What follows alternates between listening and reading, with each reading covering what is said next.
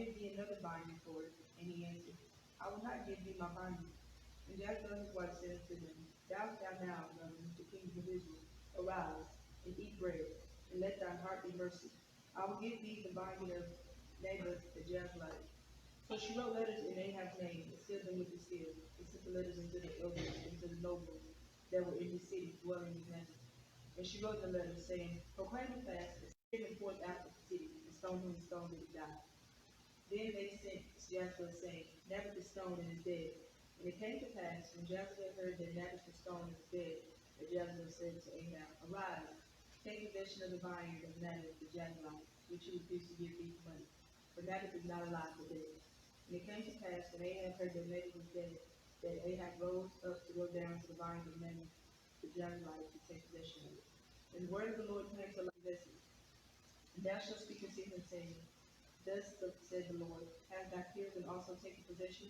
And thou shalt speak unto him, saying, Thus said the Lord, In the place where dogs with the blood of Naboth shall dogs with the blood of even dogs. And Ahab said to Elijah, Hast thou found me, O mine enemy? And he answered, I have found thee, because thou hast set thyself to work evil in the sight of the Lord.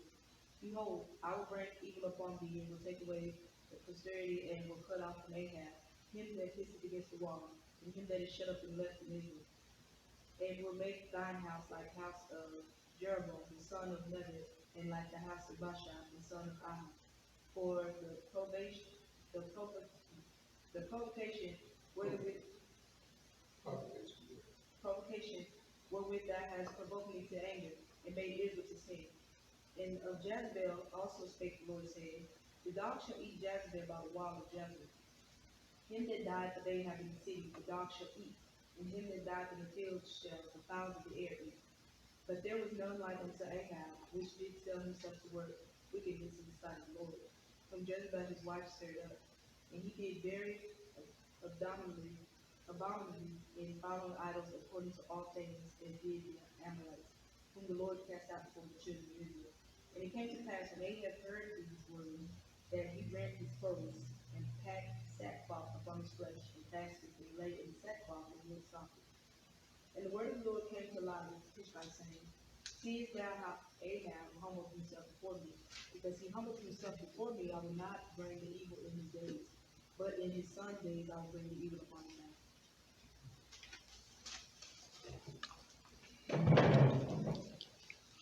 Any questions?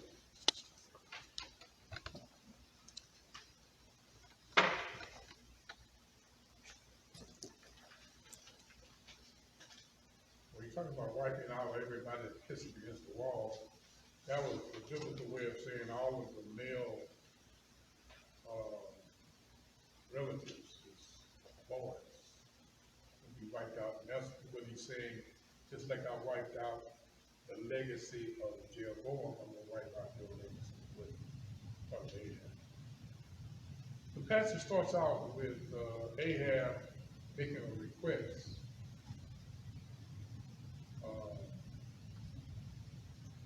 And he goes to Naboth, who happens to be his next door neighbor, and asks to buy his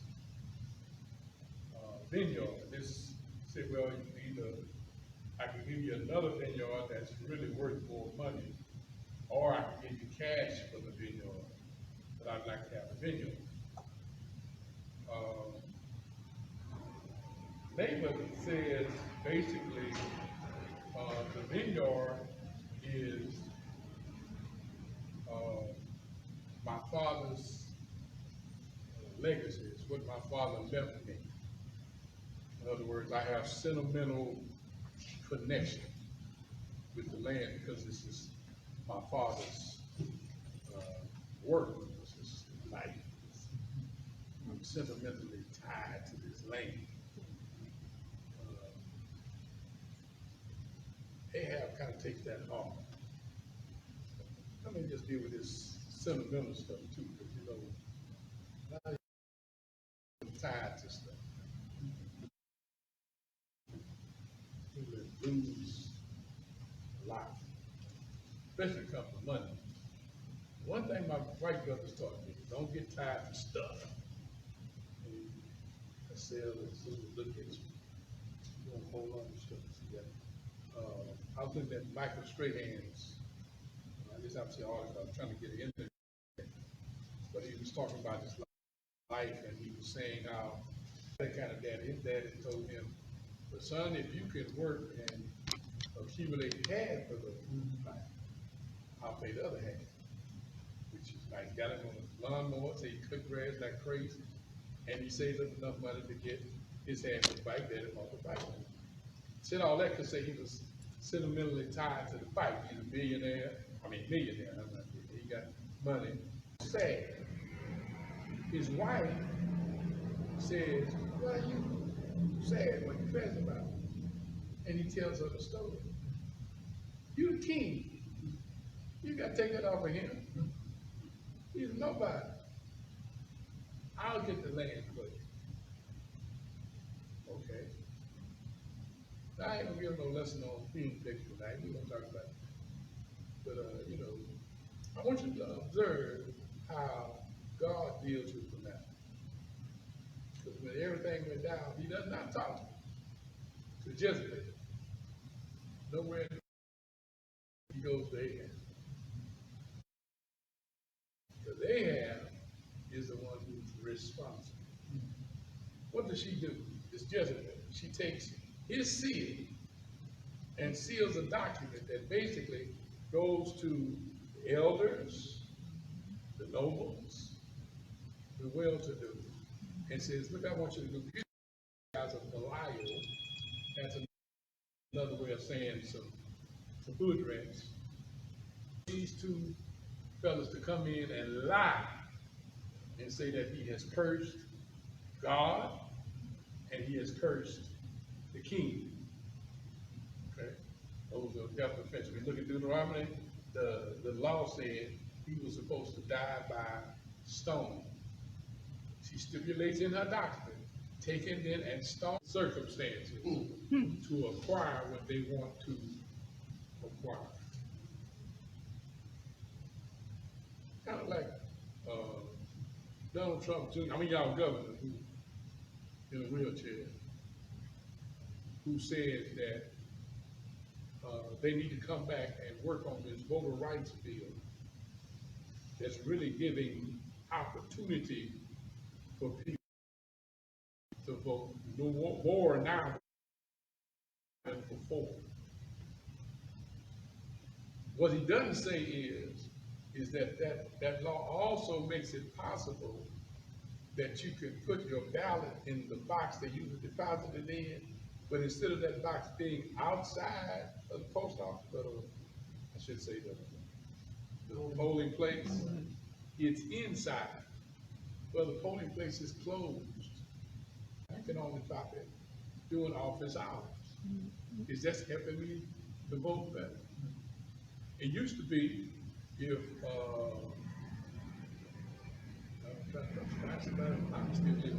your sister Easy wanted to take her mama's ballot because the mama don't feel like going or she's too poorly to make it to that little box.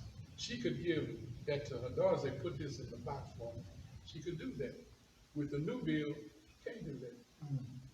Is that making it easier? You know what I'm saying? Basically, they're taking their position and manipulating circumstances. They're thinking if poor people, the ones who use an absentee ballot the most, they don't vote Republicans anyway. If we get rid of those votes, we got a better chance of winning. They want to get the land. You know what I'm talking about?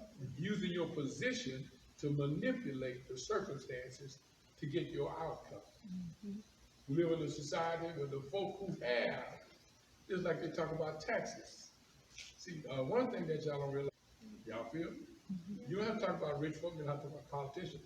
We got the same problem in churches.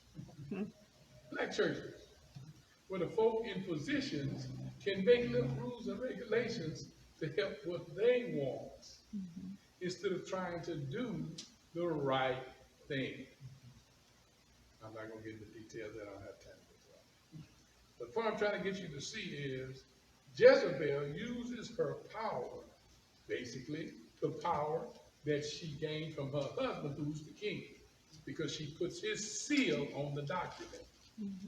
Now, as far as I'm concerned, Ahab is a henpecked sucker. She was manipulated the whole time. Yeah, he's henpecked.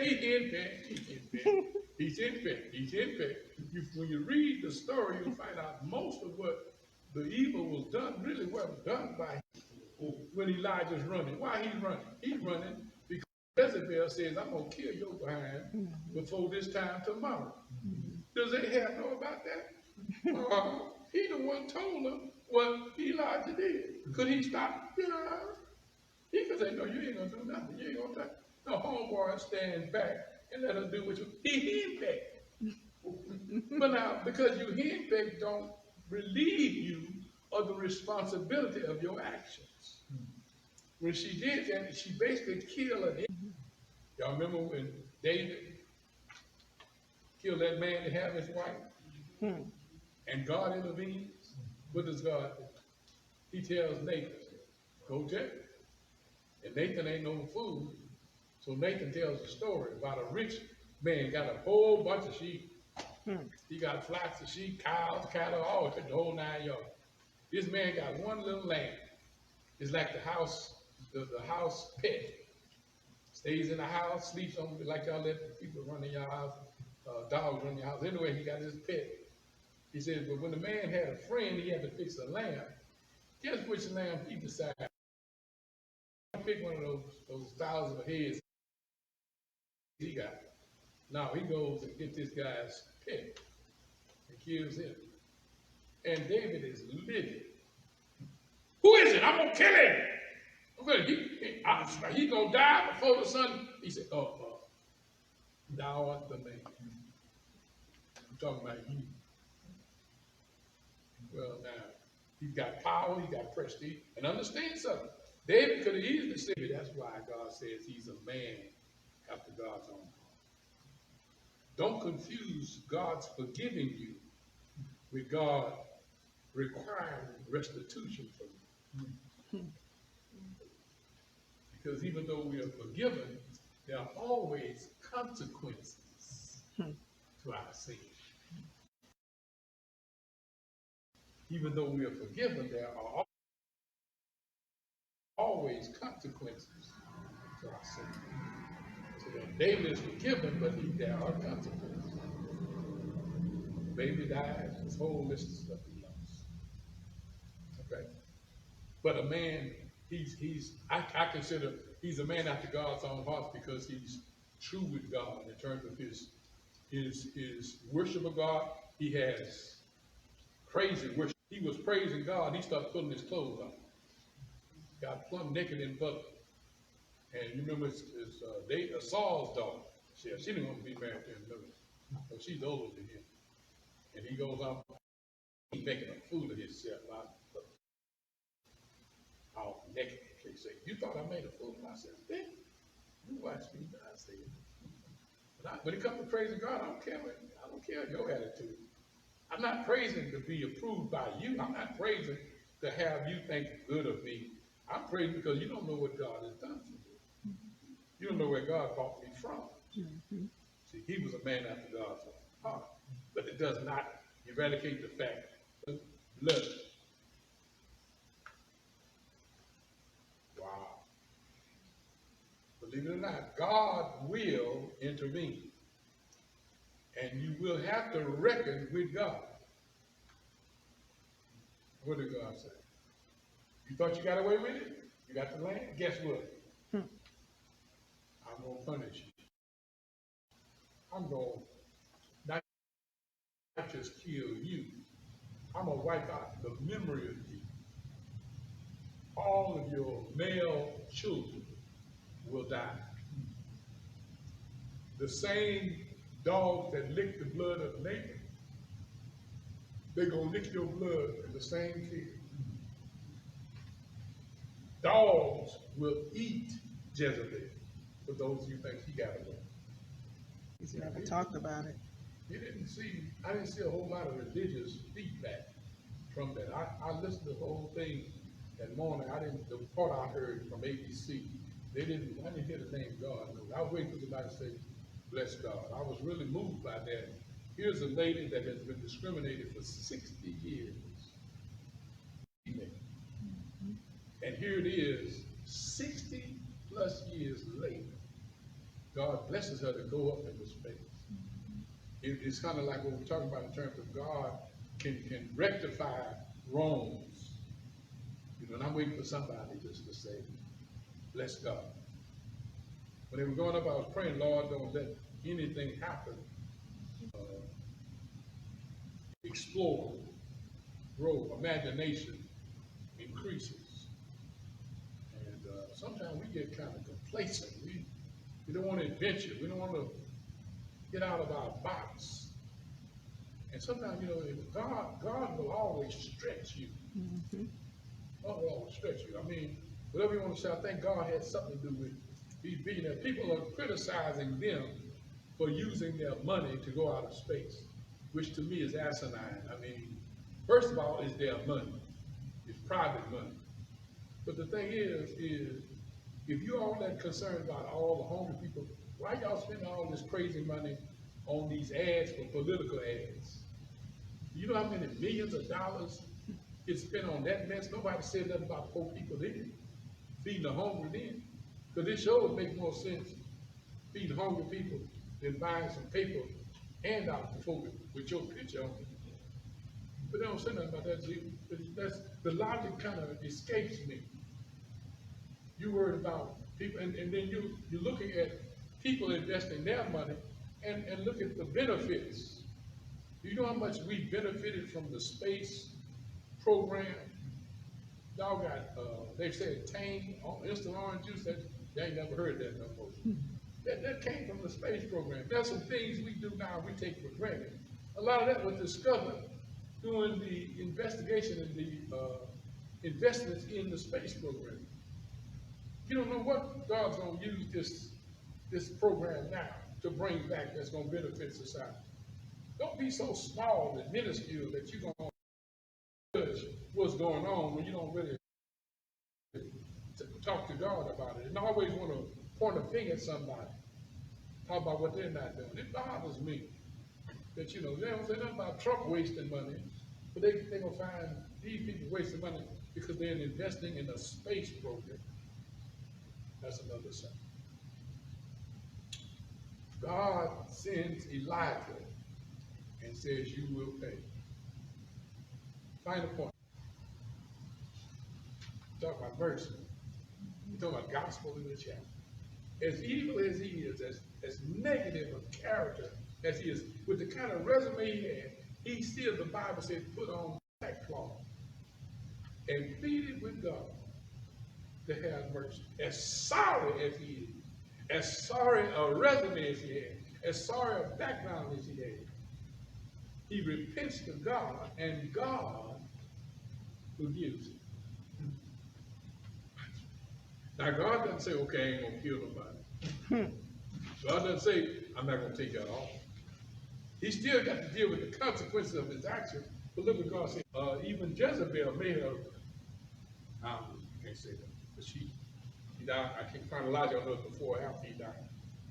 But basically, God has already in the last chapter said he's going to die. You remember that? Now he's telling now he's going to lose his legacy. He's going to lose his family. But God says a lot of that you'll lose after you are dead. You see grace and mercy again in that chapter. Questions, comments? Anything I said you didn't like?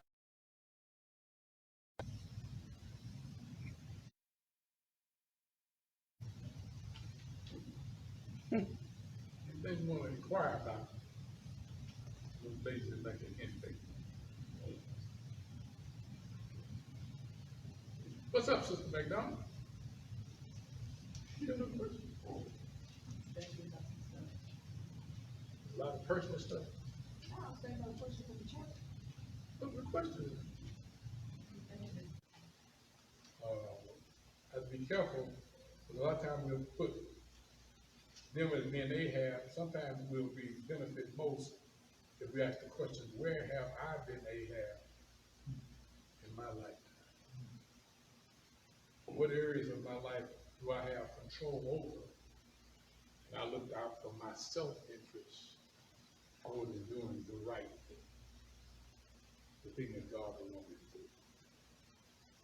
When have I misrepresented God? We always say it, but see, the only God that some people are going to see is the God in you. Mm-hmm. You claim you're a Christian, you mistreat people.